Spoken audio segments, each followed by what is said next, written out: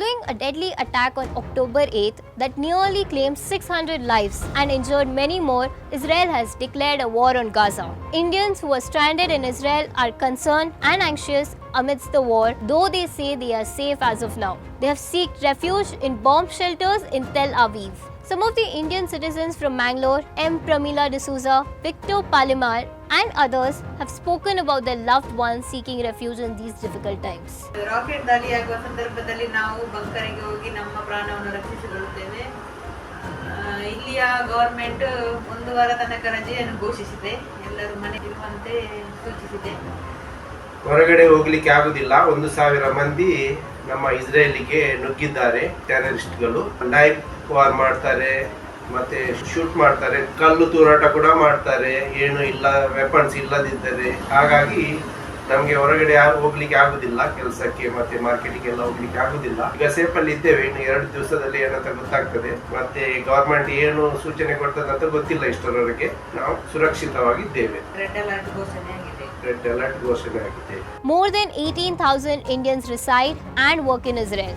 Approximately 900 of them are students. The others are tourists, businessmen, IT professionals, and caregivers. In addition, there are 85,000 Israelis of Indian descent who maintain close ties to India.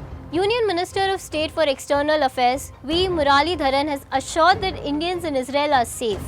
He also urged Indian citizens in Israel to stay in contact with the Indian Embassy. The Indian Embassy has received requests from Indian tourists who are stuck in the country to help them depart. Around 200 Indian pilgrims and tourists are being brought back from Bethlehem via Egypt. Meenakshi Lekhi, Minister of State for External Affairs, stated that the government would bring back stranded students in Israel. She also said that the Prime Minister's office is closely monitoring the situation in Israel. Earlier, when the war broke out, Bollywood actress Nusrat Bharucha was stranded in Israel. She had travelled to the country to take part in the Hafia International Film Festival, and she had been unavailable for a few hours. However, she was able to board a flight and return to Mumbai. Meanwhile, Air India has cancelled all its flights to Tel Aviv until October 14th. The Karnataka government has set up a helpline for relatives of those stranded in Israel to seek assistance. With Israel officially declaring war against Hamas, the death toll continues to rise on both sides, and civilians continue to be affected. As of now, we aren't sure what will be the result of this war. However, it is the ordinary people of Israel and Palestine who continue to bear the brunt of the losses, with hopes for a peaceful resolution remaining a distant but vital aspiration.